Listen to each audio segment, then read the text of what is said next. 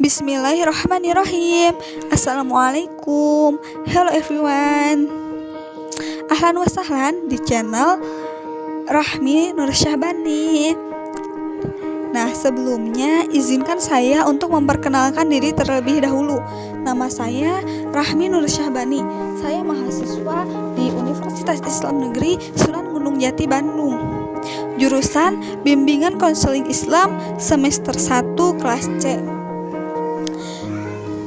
Nah, dibuatnya podcast ini untuk memenuhi tugas ujian akhir semester mata kuliah pengantar studi Islam, yang mana mata kuliah ini diampu oleh dosen Bapak Dudi Imanuddin Effendi MAG. Nah, di podcast kali ini saya ingin sedikit berbagi mengenai studi Islam. Sebelumnya, alangkah baiknya jika kita mengetahui terlebih dahulu apa sih studi Islam itu. Nah, studi Islam di perguruan tinggi adalah melakukan kajian terhadap Islam secara ilmiah melalui beberapa pendekatan, bekerja dengan data yang mengandung makna-makna keagamaan dalam masyarakat atau komunitas, kelompok atau individu dengan menggunakan bantuan metodologi, dan memperhatikan secara penuh apa yang dimaksud dengan beragama dan agama. Karena Islam telah dipahami oleh penganutnya secara beragam atau multi-interpretation, tidak satu model pemahaman atau single interpretation. Nah, dari sisi etimologis, studi Islam merupakan terjemahan dari bahasa Arab Dirosah Islamiyah. Sedangkan di Barat, studi Islam ini disebut dengan istilah Islamic Studies, yang artinya adalah kajian tentang hal-hal yang berkaitan dengan keislaman. Tentu makna ini sangat umum, karena segala sesuatu yang berkaitan dengan Islam dapat dikategorikan studi Islam. Oleh karena itu, perlu ada spesifikasi pengertian terminologis tentang studi Islam. Nah, studi Islam secara terminologis ini adalah memahami dengan menganalisis secara mendalam hal-hal yang berkaitan dengan agama Islam, pokok-pokok ajaran Islam, sejarah Islam, maupun realitas pelaksanaannya dalam kehidupan. Nah, untuk mempelajari studi Islam ini diperlukan metode dan pendekatan yang secara operasional konseptual dapat memberikan pandangan tentang Islam.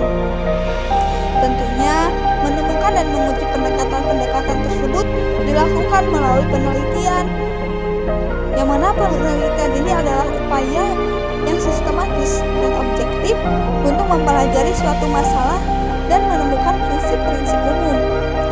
Nah, selain itu, penelitian juga berarti upaya pengumpulan informasi yang bertujuan untuk menambah pengetahuan. Penelitian agama bukanlah meneliti hakikat agama dalam arti wahyu, melainkan meneliti agama pada dimensi kemanusiaannya. Dengan kata lain, penelitian agama bukan meneliti kebenaran teologis atau filosofis, akan tetapi bagaimana agama itu ada dalam ranah pemeluknya, baik di wilayah kebudayaan dan sistem sosialnya, berdasarkan pada fakta atau realitas sosiokultural. Untuk saat ini, melakukan studi Islam dengan menggunakan berbagai macam pendekatan menjadi penting. Mengapa? Karena banyak di antara umat Islam di dunia ini yang memiliki kecenderungan untuk mensakralkan pemikiran keagamaannya atau takdis al-afkar ad-din dan menganggap pendapat kelompoknya yang paling benar, sementara kelompok yang lain disalahkan. Padahal Islam sebagai agama tidak cukup dipahami melalui pintu wahyunya belaka, tetapi juga perlu dipahami melalui pintu pemeluknya, yaitu masyarakat muslim yang menghayati, meyakini, dan memperoleh pengaruh dari Islam tersebut. Alasannya adalah bahwa Islam itu dipahami oleh pemeluknya secara berbeda, karena setiap manusia memiliki pemahaman yang beragam, sehingga tidak dapat dipaksakan umat Islam untuk memiliki satu bentuk pemahaman yang sama. Nah, untuk melakukan suatu penelitian dibutuhkan metode. Ilmu yang mempelajari metode ini disebut dengan metodologi. Jadi, dalam studi Islam juga diperlukan beberapa metode dan pendekatan. Tentunya ilmu yang digunakan dalam memahami Islam bukan ilmu pasti, yang mana data dan hasilnya adalah pasti, karena studi Islam itu terkait dengan pemahaman seseorang tentang Islam yang datanya tidak dapat diukur dan menggunakan ilmu pasti, atau yang datanya tidak dapat diukur dengan menggunakan ilmu pasti. Nah, contohnya yaitu penilaian kebaikan atau kecantikan seseorang. Tentu terjadi perbedaan antara satu orang dengan yang lainnya. Begitu juga dalam kasus hukum merokok, tentu berbeda antara menurut perokok dan yang tidak merokok. Hukum wanita karir tentu berbeda antara pendapat kaum lelaki dan pendapat kaum perempuan. Begitulah masalah yang muncul dalam memahami ajaran Islam, sehingga banyak kasus-kasus fikih yang melahirkan perdebatan di kalangan umat Islam. Masing-masing dari pendapat itu tidak dapat memastikan apakah pendapatnya adalah paling benar dari yang lainnya, karena sama-sama belum pernah bertemu dengan Allah dan belum pernah merasakan kehidupan di akhirat, sehingga belum mengetahui imbalan dari pendapat yang ia anutnya. Nah, untuk menyikapi itu, Rasulullah sudah bersabda bahwa barang siapa yang melakukan ijtihad dan ia benar, maka ia mendapatkan 2 pahala. Dan barang siapa yang melakukan ijtihad dan ternyata salah, ia tetap mendapatkan 1 pahala. Dengan demikian, pemahaman kita terhadap ajaran Islam selama masih di wilayah ijtihad dan dilakukan dengan benar-benar sungguh-sungguh, tidak akan ada imbalan dosa atau ancaman siksa. Nah, selanjutnya mengenai sejarah perkembangan studi Islam dan problematikanya. Studi Islam sebagai sebuah disiplin sebenarnya sudah dimulai sejak lama. Studi ini mempunyai akar yang kokoh di kalangan sarjana muslim dalam tradisi keilmuan tradisional. Mereka telah mengupayakan interpretasi tentang Islam, dan hal ini terus berlanjut hingga sekarang. Ketika terjadi kontak antara orang Kristen dan orang Islam, studi Islam mulai memasuki wilayah Kristen Eropa pada masa pertengahan. Nah, pada masa ini kajian lebih diwarnai oleh tujuan polemik, karena Islam dipahami oleh kalangan orientalis dengan pemahaman yang tidak layak. Meskipun demikian, kontak dan ketegangan antara Islam dan Barat pada akhirnya menemukan titik di mana studi Islam memperoleh manfaat besar dari perkembangan metodologi dan kajian ilmiah di Barat. Nah, dalam 2 dekade terakhir ini semakin tumbuh kesadaran akan pentingnya berbagai pendekatan ilmiah dalam melakukan studi Islam. Dalam setiap pendekatan dijumpai beberapa kemungkinan adanya metode tertentu yang lebih kritis dan aplikatif daripada metode lainnya. Pendekatan dan metode yang digunakan sangat tergantung pada apa yang ingin diketahui dan jenis data yang akan diakses. Oleh karena itu, di dalam studi Islam terdapat multiplisitas pendekatan dan metode yang saling melengkapi dan mengisi secara kritis komunikatif.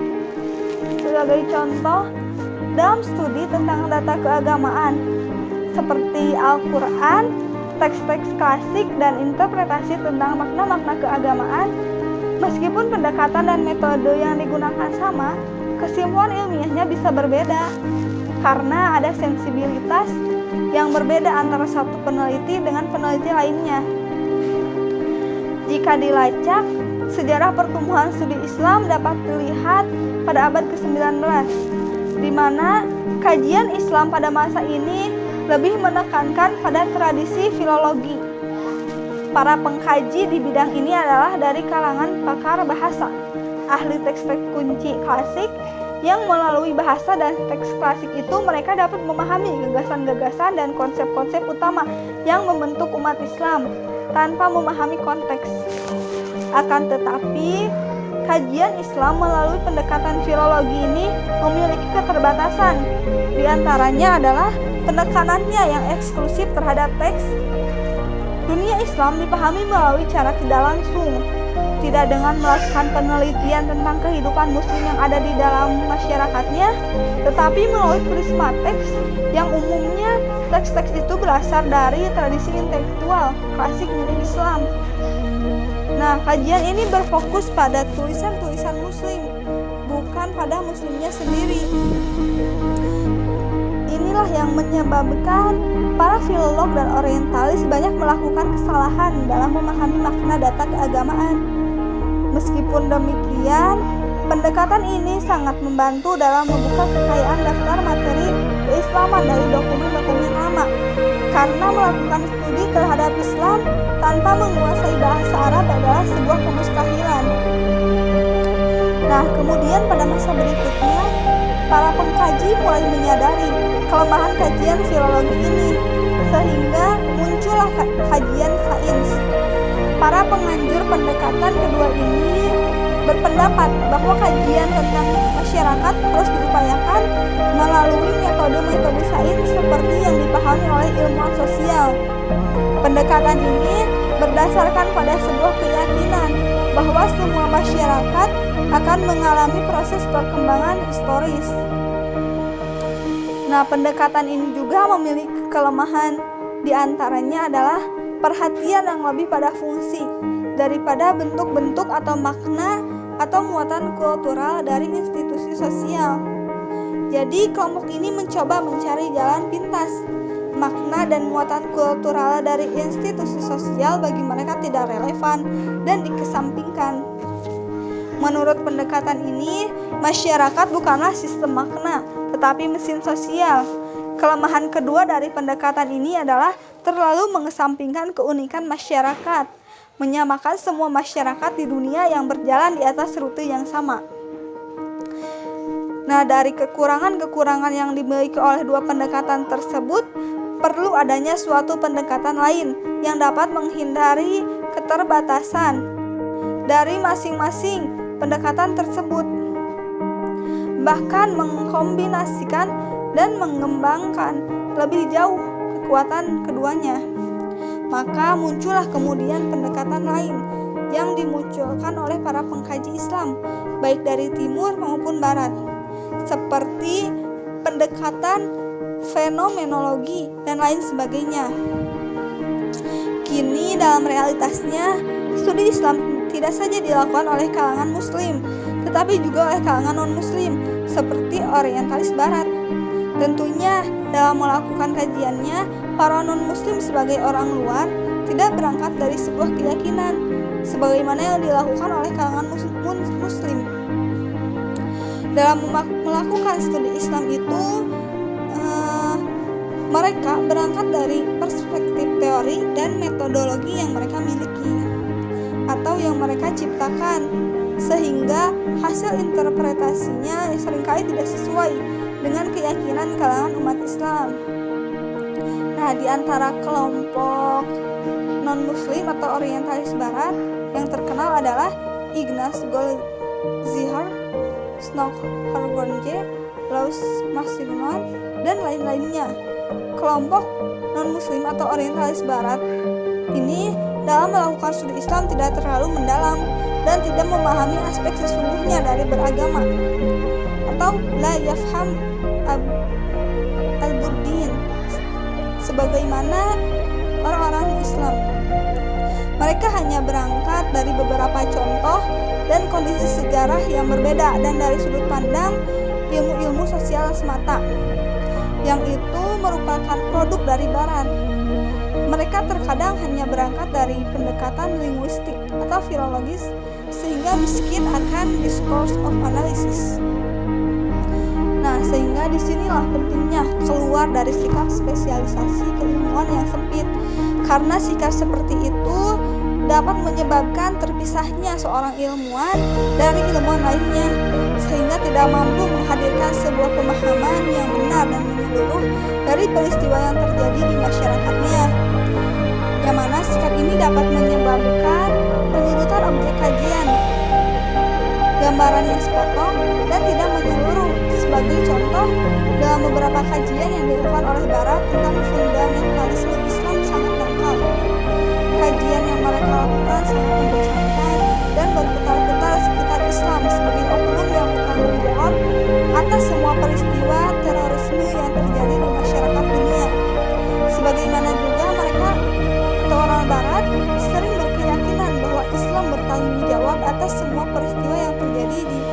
masyarakat Islam atau Arab.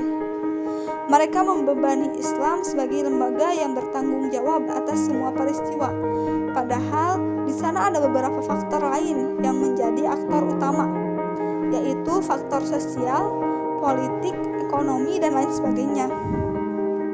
Nah, kemudian di pihak lain, umat Islam sebagai orang dalam merespon hasil-hasil kajian dari para orientalis itu seringkali bertindak a priori dan cenderung untuk menolaknya tanpa mau mengkaji terlebih dahulu secara ilmiah. Nah, bahkan ketika ada seorang pemikir muslim yang menjadur dari pemikiran barat, dengan segera dituduh sebagai bagian dari misi orientalis dan bahkan cenderung untuk dikafirkan, sebagaimana mereka juga bersikap sinis kepada barat. Kondisi itu menggambarkan bahwa usaha untuk menyatukan pemikir barat dan timur seperti membuang air di samudera, sebab sejak awal mereka sudah terisolir secara individual. Hal ini terjadi karena bahasa metode yang digunakan oleh barat tidak sama dengan terminologi yang terdapat dalam kajian keislaman di timur. Seorang pemikir muslim dari Mesir, Muhammad Sa'id al-Ashmawi, mengatakan bahwa mayoritas umat Islam ketika mengkaji sebuah pemikiran berpedoman pada keyakinan atau keimanan dan bukan pada tataran metode penelitian ilmiah, bersandar pada emosi atau intuisi dan bukan pada rasio. Nah, dari sikap seperti itulah kemudian muncul aksi-aksi teror dan masalah takfir atau tuduhan kafir terhadap seseorang. Padahal perkembangan dan pengaruh global terhadap penduduk muslim dunia menyebabkan Islam mendapat perhatian besar dalam studi agama. Pemahaman tentang Islam sebagai agama dan pemahaman tentang agama dari sudut pandang Islam merupakan persoalan yang perlu dielaborasikan dalam diskusi dan pembahasan para pelajar di bidang studi agama. Berbagai peristiwa di Timur Tengah dan di dunia Islam lainnya telah mendorong sejumlah sarjana, jurnalis, dan kaum terpelajar termasuk dari Barat untuk menulis karya-karya baru tentang Islam. Nah, dorongan utama orang Barat untuk melakukan studi Islam pada awalnya menurut Bernard Lewis adalah bersumber dari dua motif. Pertama, untuk belajar lebih banyak tentang warisan klasik yang terpelihara dalam terjemahan dan komentar berbahasa Arab. Kedua, untuk menyokong polemik orang Kristen terpelajar yang melawan Islam. Nah, kemudian seiring dengan berjalannya waktu, di saat umat Kristen berada di bawah pengaruh umat Islam di bidang ilmu pengetahuan dan politik, pada abad pertengahan, dua motif itu pun menjadi pudar. Bahkan pada masa Renaissance, muncul alasan-alasan baru dalam melakukan studi Islam. Studi Islam kemudian menjadi semakin menarik karena bentuk-bentuk bias yang dimunculkan oleh kalangan non-Muslim tentang Islam mulai berkembang. Karena bentuk-bentuk bias yang dimunculkan oleh kalangan non-Muslim tentang Islam itu mulai berkurang. Bahkan banyak kemudian teori-teori baru, pendekatan-pendekatan baru yang disumbangkan oleh para pengkaji Islam kepada umat Islam.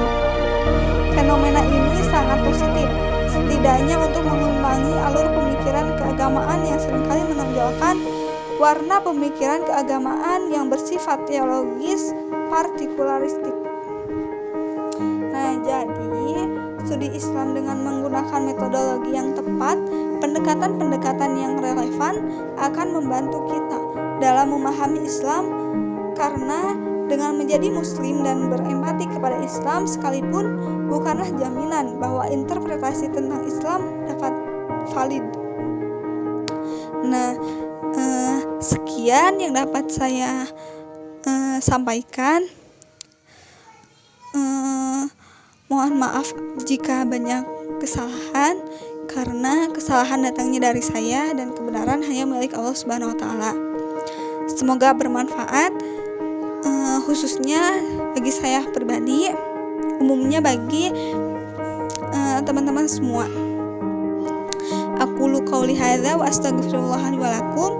Wassalamualaikum warahmatullahi wabarakatuh.